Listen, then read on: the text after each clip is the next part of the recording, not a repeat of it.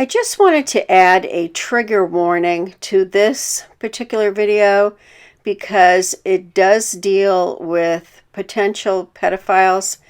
All three stories are told by adult women, and the stories happened when they were young girls.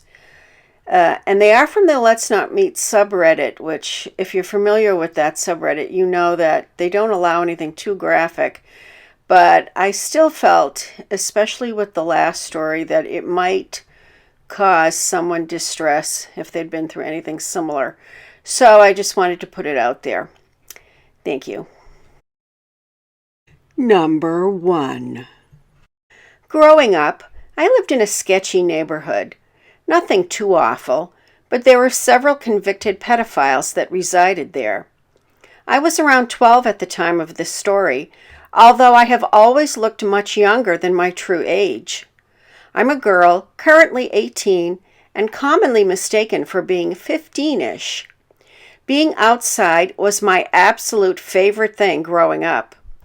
My family would go for bike rides around the neighborhood, but as I grew up, my family stopped riding, and it would be just me and my bike.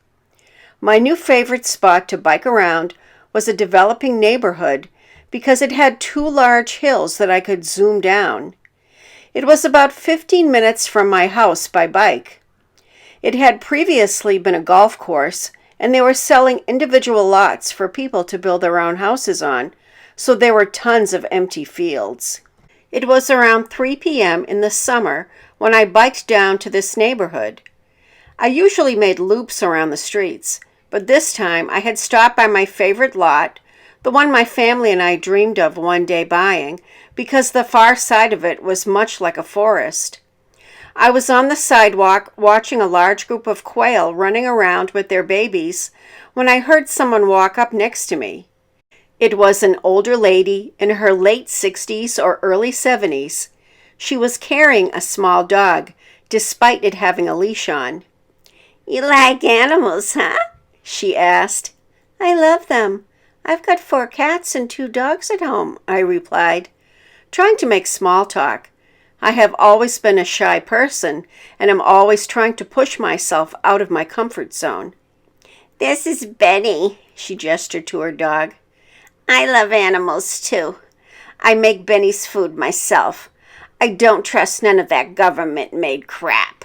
She then proceeded to tell me in great detail the recipe for this homemade dog food she created. She asked general questions about my animals and scoffed when I told her I was more of a cat person, although I really love dogs too.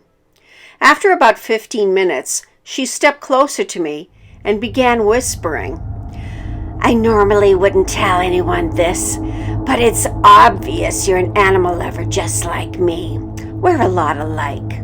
There are a family of geese that live in the bushes in that field right there." She pointed to an empty field that was back to some already built and inhabited homes. The only thing dividing the one house from the field were large bush-like trees, the type people would prune designs from. The field was a little over a half acre in size and was filled with various shrubbery and trees. "There's a nest with eggs there. You should check on them and make sure they're okay. I'm telling you because you're special like me, so do not tell anyone this. We don't want people hurting the babies, do we?" She grabbed my arm, then suddenly let go, smiled, and immediately turned around and walked away from me. I have always loved animals. I prefer them over people, honestly. So the thought of being able to see a nest with eggs sounded really cool to me. However, I had a weird feeling about roaming a field so close to other people's homes alone. I biked home as fast as I could and did exactly what she told me not to do. I told my dad. He was an animal lover like me and thought it would be cool to check it out, so he biked back down there with me. On our way down, we passed the house that bordered the field, the one, as I mentioned before, that was only separated by a fence-like line of these trees. I saw the old woman standing there, facing the trees, peering through them and watching the field she told me to search, still holding her dog. I could barely see her. It was as if she was not only watching the field, but hiding in the trees at the same time, so no one could see her watching. I didn't want her to know I had told anyone, so I told my dad we should make a stop real quick. After a few minutes, I hoped she was gone, and we began searching the field. We searched for 45 minutes. There was no nest. In fact, the field was alarmingly barren of animal life. My dad had a puzzled look on his face and told me we should go home. At the time, I didn't see this situation as odd. I was just disappointed that we never found any babies. I almost forgot this had happened until I was reading other creepy old woman posts, and it wasn't until now that I realized just how creepy the whole situation was. Number 2. This happened when I was a young girl, about 10 or so, old enough to be developing, but not old enough to know what a lot of things meant in the adult world. I was also a sheltered child of strict parents and shy, so this was my first memorable encounter with a creepy old man, and while I don't remember exactly what was said word for word, I definitely remember a few choice words that I heard that day. My parents were not home. It was one of the first times I was home alone without my brothers with me, but it was only a couple of hours of the day. This was before caller ID and cell phones. My parents had lots of older church friends who would call or come visit often. Plus, both came from large families, so I had lots of aunts and uncles. Basically, a lot of older or elderly people would come by or call quite often.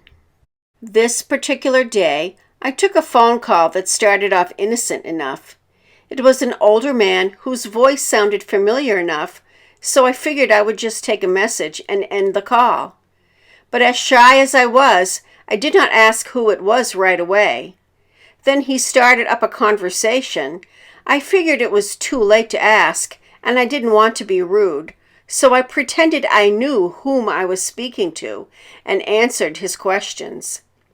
He started off asking for my parents, but when I said they weren't home, he asked me about school. I figured it was a relative because they always ask about school. He asked what grade I was in. Those elderly people never remember, do they? How old was I? Okay, strange, but again, we have a lot of kids in my family, and I always found myself repeating answers to these questions to all the friends and family, so I just answered. Then he asked me the question that stunned me. Do you have any hair on your pussy yet? Excuse me, what? I had never heard that term like that, but I think I knew what he meant, and boy, did I feel uncomfortable. I just stammered and couldn't reply. He asked again and mentioned something about my age, then laughed and asked again. I hung up quickly and cried on the stairs by the front door until my parents came home and told them what happened. It wasn't until a few years ago we learned that one of my uncles was bipolar. A few months ago, we were sitting around with relatives at my father's funeral when my uncle spoke, and I froze. His voice. I don't know, but something about it in that moment made that memory come back up for me. I like to think it was a prank caller and not him, but I have a feeling the stranger on the phone that day was actually my bipolar uncle.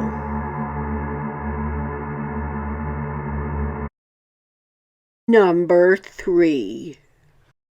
When I was around 8 or 9, we lived about 10 miles outside of a large town, 60,000 people.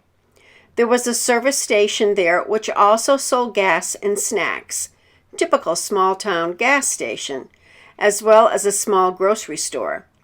Anyway, This takes place at the gas station around 1985. My dad helped out at the gas station, restocking products, tinkering with cars, filling gas, but mostly just passing the time with the guys who hung out there. We lived about a block away, give or take, and since the area was considered a small community and relatively safe, we were allowed to ride our bikes to the station as long as our moms knew where we were going. The area was so safe, we regularly played kickball in the middle of the street without fear, for there was so little traffic. One day, I rode my bike to the station and was sitting outside on the bench, drinking the pop my dad won, playing some nickel game with the guys. This old guy pulls up in one of those cars that everyone called a boat, huge Cadillac type. He's older, gray hair. He sees me sitting alone on the bench and sits right next to me. He leans over and starts talking in a low voice. Boy, you sure are getting big and so pretty.